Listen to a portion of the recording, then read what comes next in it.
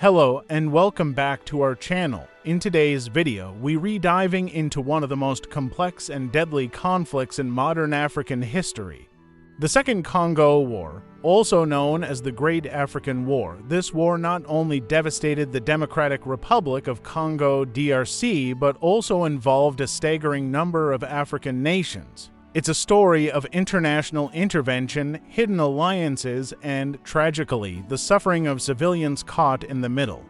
Let's break it all down. The Second Congo War lasted from 1998 to 2003 and is considered the deadliest conflict since World War II. But what led to this massive, complex war? And why did so many African nations get involved? In 1997, the First Congo War ended with the overthrow of longtime dictator Mobutu Sese Seko as Laurent Desire Kabila seized power. However, his reign didn't bring the peace the DRC desperately needed. Kabila soon became embroiled in tensions with various rebel groups, and his relationship with neighboring Rwanda and Uganda began to deteriorate. By 1998, after accusing Rwanda and Uganda of supporting rebel forces in the eastern DRC, Kabila ordered the expulsion of Rwandan forces. This decision triggered the outbreak of the Second Congo War. Now, let's take a closer look at how so many African nations were drawn into this conflict. The war quickly expanded from a civil war into a regional conflict. Rwanda, seeking to protect its interests in eastern DRC and prevent rebel groups from using the region as a base to attack Rwanda, launched military operations.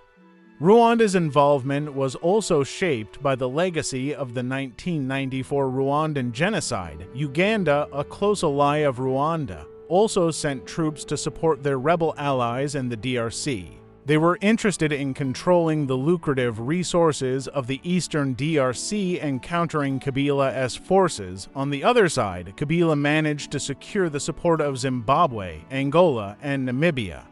Zimbabwe's President Robert Mugabe sent troops to fight for Kabila's government in exchange for economic and military benefits. Angola and Namibia, concerned about the spread of instability in the region, also joined the war in support of the DRC government. Other countries like Chad and Sudan also became involved, either directly or indirectly, through support of various militias and rebel groups.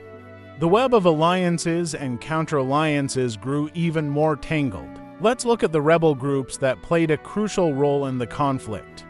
The most notable among them were the Rassemblement Démocratique du Congo (RCD) and the M23 movement, backed by Rwanda and Uganda. One of the more notorious figures was General Laurent Nkunda, who led the Tutsi-dominated rebels in the east. His forces fought both the Congolese army and other militias, often committing human rights abuses. Another important player was the Interahamwe, a Hutu militia composed mostly of those responsible for the 1994 Rwandan genocide.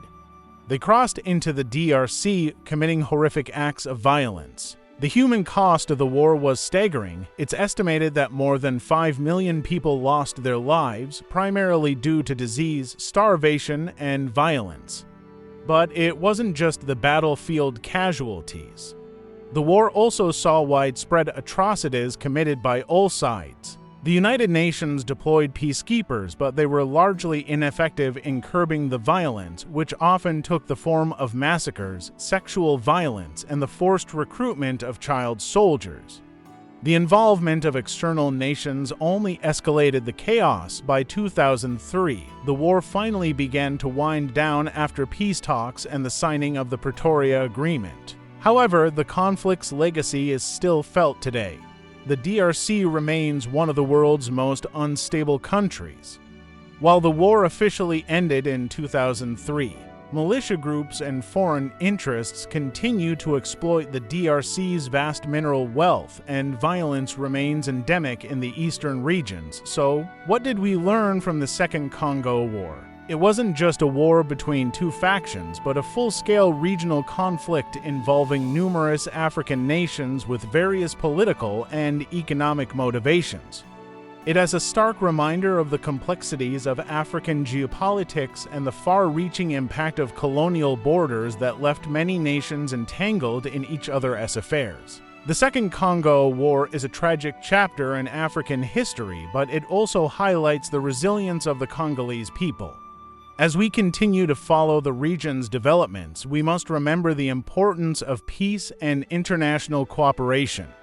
If you found this video insightful, don't forget to like, subscribe, and leave a comment with your thoughts on the war. Thanks for watching, and I'll see you in the next one.